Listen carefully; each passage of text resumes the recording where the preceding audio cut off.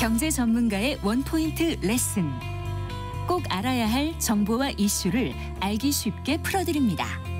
대한민국 경제 고수와 함께 투자의 맥을 짚는 KBS 1라디오 경제쇼. 진행의 성기영 아나운서입니다. 4시 16분입니다. 최근 고용노동부가 통상임금 지침을 11년 만에 개정했습니다. 지난해 12월 대법원이 내놓은 판결에 따른 건데요. 지난해 12월 23일 대법원이 이 통상임금의 범위를 결정짓는 요건 중 하나인 고정성을 배제해서 통상임금 범위를 종전보다 확대하는 그런 판결을 내렸습니다. 이후 관련 지침을 고용노동부가 수정한 건데요. 이에 따라 앞으로 기업들은 이 통상임금을 산정할 때 정기상여금, 명절상여금, 휴가비 등을 산입해서 계산해야 한다고 합니다. 구체적으로 어떤 것이 달라지는지 자세히 짚어보겠습니다. ESG 평가연구원장이신 김성희 고려대학교 노동대학원 교수 스튜디오에 모셨습니다. 반갑습니다, 교수님. 네, 안녕하세요. 네. 일단 그 통상임금에 대한 개념을 이제 이렇게 이슈가 되니까 알지 보통의 경우는 그냥 급여에서 통상임금이 뭔가 이렇게 모르시는 분들도 계실 것 같아서 개념 정리를 좀 부탁드릴게요. 네, 통상임금은 이제 총임금 중에서 기본급하고 고정적인 통상적 수당에 해당하는 것을 합해서 시간의 수당 할증률이나 휴일 수당 할증률 이런 데 지급 기준이 됩니다. 그래서 그 통상임금은 대체로 소정근로의 대가다 이렇게 표현하는데요. 소정근로라는 게 한 달에 며칠 일하기로 했냐, 하루에 몇 시간 일하기로 했냐, 그만큼의 대가로 지급받는 임금을 합한 거고요. 정기적으로 일률적으로 지급되는 경우에는 통상적 임금 항목으로 봐서 기본급 플러스 통상적 수당해서 통상임금입니다. 네, 그러니까 이 통상임금이라는 게 이제 근로기준법 시행령 6조에 들어가 있다고 하더라고요. 그래서 원래는 지금 말씀하신 그 소정 근로 또는 총 근로에 대해서 지급하기로 정한 시간급, 일급, 주급, 월급 등을 또는 도급 금액이다. 이제 이렇게 하는데 그런데 이제 2013년 12월인가요? 그 대법원에서 그 이제 전원 합의체 판결을 통해서 통상 임금에 대한 해석을 그때 제시하지 않았습니까? 그래서 이때 정리된 개념 지표가 정기적, 일률적 그리고 고정적으로 지급되는 임금을 통상임금이다. 이렇게 얘기를 해서 법령상에는 사실상 그 정기적, 일률적인데 이 고정성을 포함해서 법원의 해석이 있었지 않습니까? 그래서 그 이후에 이게 이제 좀 복잡했던 것 같은데요. 지난해 대법원에서 이 고정성을 배제해서 통상임금 범위를 확대하는 판결을 내린 거지 않습니까? 그러니까 이제 2013년에 나왔던 거하고 지난해 나왔던 거 2024년이니까 11년 만에 대법원에서 바뀐 거잖아요. 왜 바뀌게 되는지 좀 말씀을 해 주세요.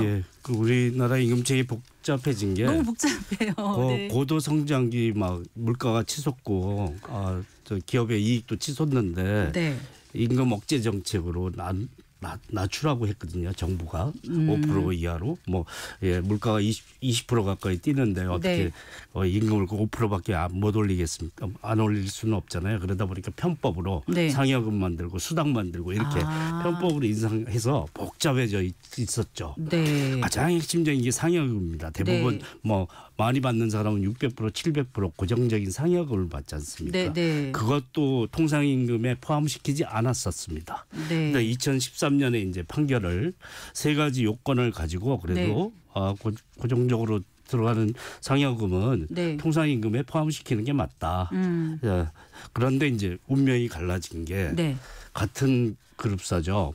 기아차는 거기에 고정성 요건이라는 게 사전에 정해진다는 건데 고정성 쉽게 설명하면 그 지급 당시에 재직했는지 여부라는 문구가 들어가 있고 또는 다른 수당을 지급할 때도 15일 이상 근무한 사람에게만 지급하는지 여부 요게 들어가 있는 경우가 고정성에 해당하냐 안 하느냐의 요건이 됩니다. 조건부 정기 상여금 같은 게 고정성이냐 아니냐 이 말씀이신 거예요? 그런데 그 문구 하나입니다. 그런데 이제 기아차는 그 문구가 없었고 현대차는 문구가 있어서 그래서 운명이 갈리는 거죠. 그러니까 잔업 특근 많이 하는데 그게 시간의 수당 할증료라고 관계돼 있지 않습니까? 굉장히 큰 부분을 차지하는데 기아차는 받고 현대차는 못 받는 게 문구 하나 때문에 차이가 나는 거. 이게 합리적이냐.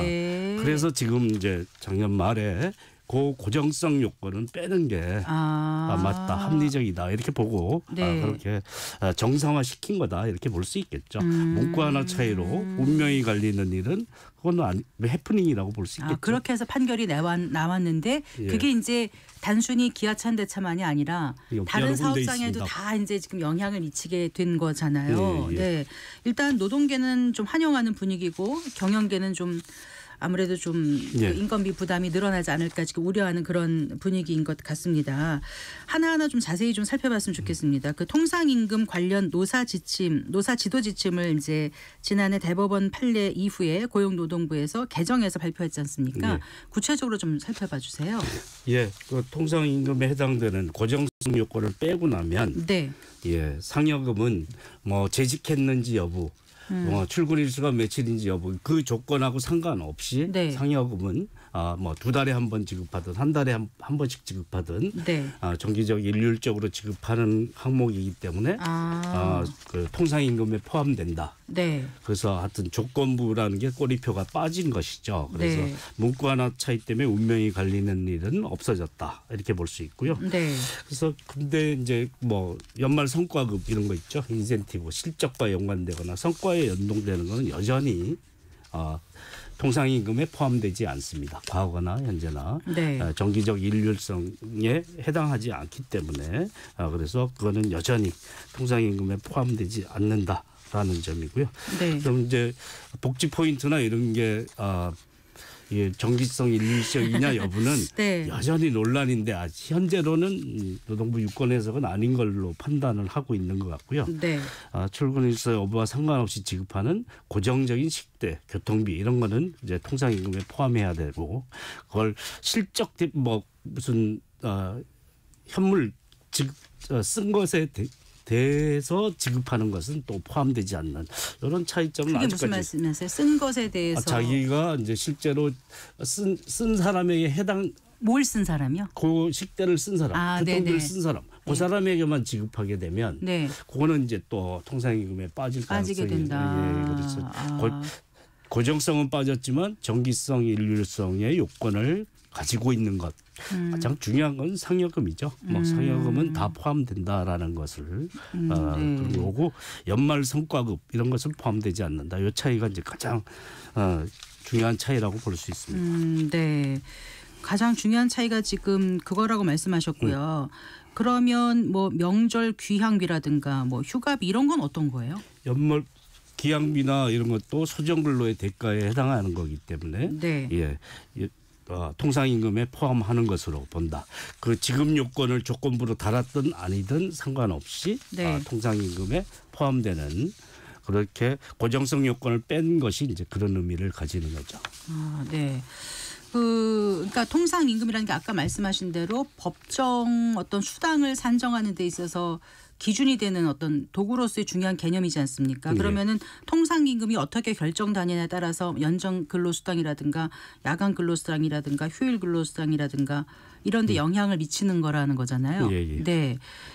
그럼 어느 정도가 지금 이렇게 통상 그 임금을 좀 확대해서 적용을 하게 되면 더 근로자들이 받을 수 있을지 아니면 경영계가 더 지급을 해야 될지 그게 산출된 게 좀 나온 게 있습니까? 어떤가요? 뭐 예를 들어서 설명하면요. 네. 기본급이 250만 원이고 상여금이 네. 50만 원인데 네. 한 군데는 재직 여부라는 것이 표현돼 있고 한 군데는 포함돼 있지 않으면 네. 예전에는 재직 여부 포함돼 있는 곳에서는 그거 기준 그거를 지급하는 날 기준 재직했느냐 안 했느냐. 예, 그 문구가 들어 있으면 현대자동차 같은 경우죠. 네. 그런 경우에는 이제 통상임금에 포함되지 않습니다. 50만 원이. 네. 그리고 뭐 식대가 출근 일수 15일 넘는 사람에게만 지급한다. 이렇게 표현되어 있는 곳은 20만 원이다 그러면 그것도 통상임금에 빠지게 됩니다. 네. 그런데 총임금은 같지만 네. 요 70만 원, 50만 원, 20만 원, 70만 원이 어떤 데는 통상임금에 포함되고 어떤 데는 포함되지 않으면 어떤 결과가 빚어지느냐. 우리나라 장시간 노동 많이 하지 않습니까? 시간의 노동을 월 100시간 한다고 치면 네. 이게 이제 70만 원을 시급으로 환산하면 네. 할증률만 환산하면 1,800원 정도 됩니다. 할증률이라는 게 어떤 거죠? 할증률 50% 할증을 붙이잖아요. 시간의 수당에. 네. 그러니까 시간의 수당에 대해서는 그걸 억제하기 위해서 100%의 시급이 아니라 150% 시급을 적용하죠. 네. 그래서 50%만 감안하면 휴일 수당은 네. 뭐 200%이기도 한 데도 있는데 복잡하니까 50%만 적용해 보면 예. 시급이 1,800원 정도인데 100시간 일한다면 한 달에 18만 원 정도 차이 나는 거죠. 네. 18만 원에 통상임금의 상여금과 식대가 포함되어 있는 곳은 할증률이 높아지는 거고요. 할증된 시간의 수당이 높아지는 거고 네. 포함되지 않은 곳은 그것이 이제 통상임금이 포함되어 있는 곳보다 포함되지 않는 곳이 낮아지는 거죠. 문구 하나 때문에 없어진 것이니까 이것이 다 없어졌으니까 정상화된 거니까 네. 문구와 상관없이 예전에 못 받던 네. 할증률을 받는다. 18만 원이고 뭐 1년이면 한 200만 원 정도 되죠. 뭐 그러니까 네. 이 가정 하에서 그렇습니다. 기본급이 250이고 뭐 시간의 노동을 한 달에 100시간 한다고 쳤을 때 네. 이게 통상임금이 바뀜으로써 네. 통상임금이 높아지면 그 네. 효과가 이제 그렇게 예전에 그만큼 똑같은 조건인데 비해서 못 받았던 거죠. 그만큼 한 1년에 200만 원 정도 덜 받았던 것을 되찾게 된다. 이렇게 되는 거죠. 그럼 이렇게 통상임금 지침이 이제 개정이 되면 제가 아까 여쭤봤던 게 뭐냐면 어느 정도 기업들한테 부담이 될까요? 그거는 아직 총량 어느 정도인지 나온 게 전혀 없나요? 이미 이제 소송으로 네.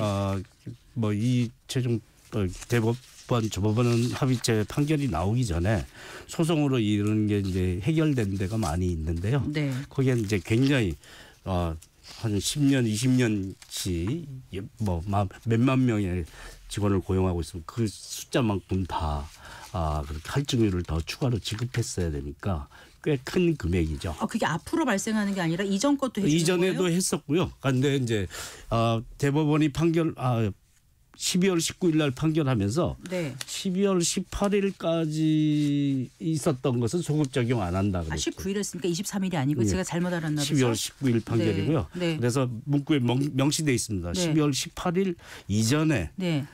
통상임금 적용은 하지 않는다. 과거에 네. 고정성 요건 가지고 통상임금에서 뺐던 것. 네. 이제 고정성이 없어져서 통상임금이 늘어나야 되지 않습니까?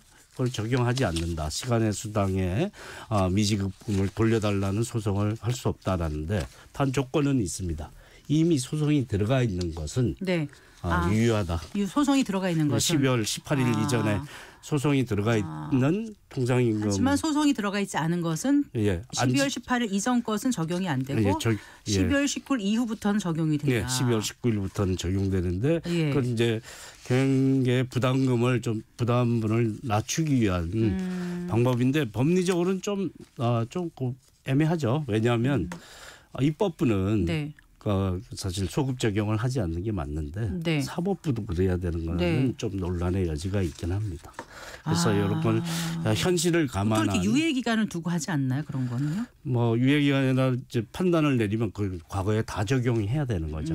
새로운 판단이 내려지면 뭐 그 여부에 대해서도 논란의 여지는 있는데 현실적인 여건을 감안한 판단이 아니냐 경영계 부담에 대한 하소연을 받아들인 그런 내용이 아니겠습니까? 일단 막연하게 근로자 입장에서는 뭐 좀 나아지는 거 아닌가 이런 기대를 할 것 같아요. 특히 아까 말씀하신 대로 추가 근로를 많이 하시는 그런 사업장 같은 경우는 더 그럴 테고 이제 제대로 내가 대접을 받는구나 일한 대가를 받는구나 이렇게 생각해서 기쁠 수 있을 텐데 그러면 나중에 퇴직금도 더 많이 받는 거야? 이런 생각도 할 수 있지 않습니까? 어떨까요?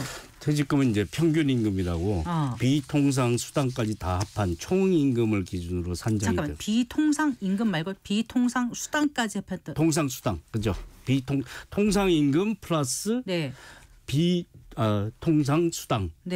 통상 수당이 아닌 통상 임금에 포함되지 않는 수당 항목들까지 합한 것이 총 임금이 이제 평균 임금인데요. 퇴직금 평균 임금 기준으로 산정되기 때문에 통상 임금 판결하고 뭐 무관하다. 변동이 없다.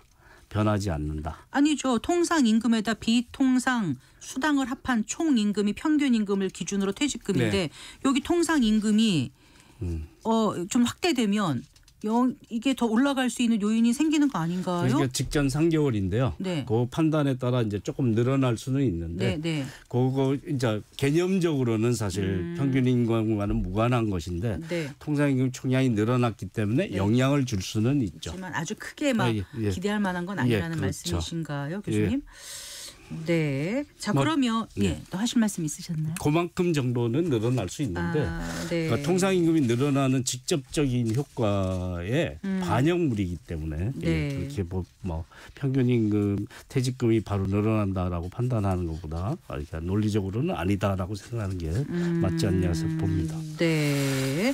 그러면 이 통상임금 지침이라는 게 혹시 정규직에만 해당이 되는 건가요? 아니면 뭐 기간제 뭐 일자리라든가 뭐 계약직이라든가 이런 쪽에도 네. 뭐 해당이 되는 건가요? 임금 어떻습니까? 지급 형태가 월급이든 주급이든 일당제든 다 적용이 되고요. 네. 포괄 역산제라고 해서 이제 고정 OT를 포함한 그런 근로 형태도 많이 있지 않습니까? 네. 그래서 노동 시간을 정할 수 없다고 해서 그런 경우에도 고정 OT 수당이 포함된 부분이 OT 수당은 또 뭐예요? 시간의 노동수당, 네. 고정 시간의 노동수당을 정해서 네. 한 번에 총 임금을 정하잖아요. 시급으로 안 하고 그런데도 이제 적용될 수 있습니다. 고정 OT, 고정 시간의 수당 자체가 예. 통상임금에 포함되니까 그게 적용되면 할증이 적용돼야 되는 네. 부분이 늘어나는 거죠. 그런데 이제 그래서 비정규직에도 적용될 수 있는데 예. 문제는 5인 미만 사업장입니다. 해당이 안 5인 돼요? 미만 사업장은 시간의 수당 할증률이 적용되지 않거든요. 원래 안 되니까. 그래서 이제 네. 통상임금이 늘어났다고 해서 시간의 수당 총 수당분이 늘어나지는 않는다. 그럼 이번에 11년 만에 이렇게 이제 달라졌지 않습니까? 통상임금 지침이 이걸 어떻게 우리가 받아들이면 될까요? 사회적으로? 사실은 이게 외국 우리의 굴곡된 노동의 역사 속에서 만들어진 복잡한 임금 체계였거든요. 네. 이걸 정상화하는데 참 오랜 세월이 걸렸다.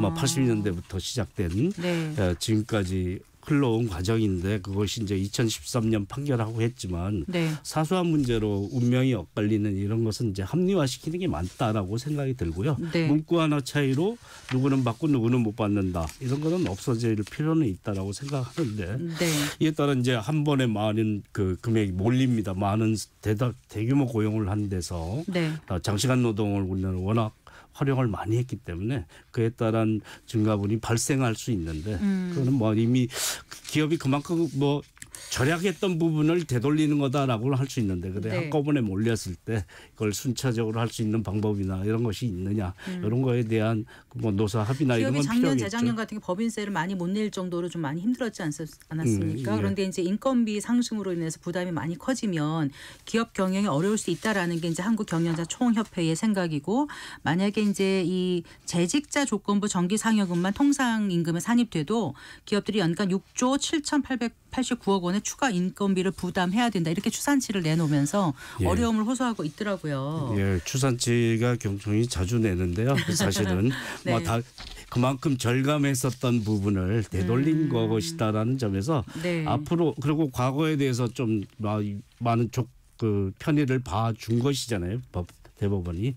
그렇다면 앞으로는 정상적으로 제대로 지급하는 것이 맞다. 이렇게 근로자가 없으면 기업이 성장할 수 없는 거잖아요. 예, 대승적으로 사용자 단체도 임하는 게 필요하다 생각합니다. 그런데 이 통상임금 산정할 때 기업이 일방적으로 이렇게 한다 할 수 없지 않습니까? 노사 예. 협의를 해야 되는 거 아닌가요? 예, 그렇죠. 네. 취업규칙 불이익 변경이 있기 때문에 네. 과반수로 조직되어 있는 노동조합이 있으면 노동조합과 아니면 과반수 노동자의 동의를 받아야 됩니다. 네. 그래서 임금체계 변경이 쉽게 되는 것은 아닌데 우리가 이제 과반수 동의를 할 노동조합이 없는 데가 워낙 많기 때문에 80몇 %라고 하더라고요. 사업장에. 예, 네. 14% 정도가 노동조합이 있는 거니까. 예. 네. 그래서 그런 면에서 이제 이 동의 절차를 좀 순조롭게 가져가는 게 좀 바람직하다. 노사의 분쟁을 너무 이로 인해서 더 크게 번지게 하지 않도록 하는 슬기로운 해결책을 모색하는 게 필요하다. 취업규칙 불이익 변경이라는 거는 이제 그런 임금에 관한 여러 가지를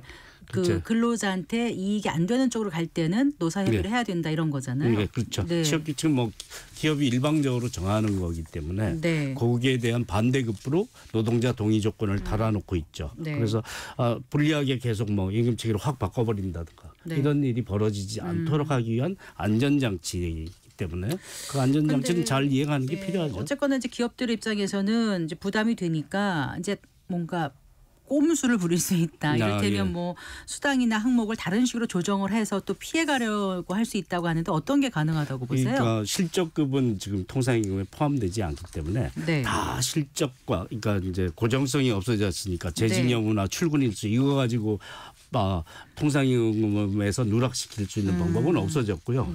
그러니까 실적과 연계돼 있다라고 했을 때는 다 통상임금에서 빠지기 때문에 성과급으로 바꾸는 모든 항목들을 그렇게 할 요인이 그러니까 높다. 뭐 아까 말씀하신 복지 포인트라든가 복지 포인트도 성과급, 여전히 뭐 경력금, 뭐 인센티브, 뭐 경영성과 분배금 뭐 이런 거 다 통상임금에 포함 안 되니까 항목을 이런 쪽으로 바꿔서 기업의 부담을 줄이는 쪽으로 가려고 할 텐데 이것도 불이익 변경, 취업규칙 불이익 변경 거기에서 해당되는 건가요? 예, 해당되는 사안이긴 그러니까 그 경영자 측 마음대로 할 수 있는 거는 또 아니겠네요. 아니긴 한데 이제 그게 잘 작동하느냐 여부는 좀 노조가 크거나 몸집이 크거나 그런 몰라도 몇 안 되는 데서 그 사업주의 눈치를 보는 그런 근로자 입장에서는 막 이렇게 막 주장하기 좀 어려울 수 있는 그런 과반수 부분이 동의를 요식행위로 받는 경우가 발생할 수 있어서 그래요.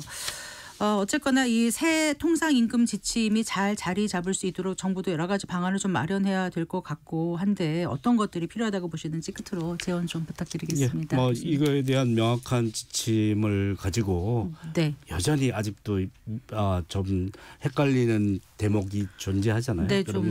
그런 것에 대해서 명료하게 복지 포인트 뭐 포함되지 않는 통상임금의 항목이 무엇인지 포함된 것이 무엇인지 포함됐을 때 이행 조치를 뭘 해야 되는지에 대한 그런 지침을 잘 내리고 그것이 노사가 슬기롭게 해결해 나갈 수 있도록 잘 그럼 제도가 잘 정비돼 있을 때 가이드라인이 잘 제시될 때 그런 불필요한 그 논란은 줄어들 수 있다라고 생각하고 그 역할을 잘 해야 된다고 봅니다. LESG 평가연구원장이신 김성희 고려대학교 노동전문대학원 교수와 말씀 나눠봤습니다. 감사합니다. 예, 고맙습니다.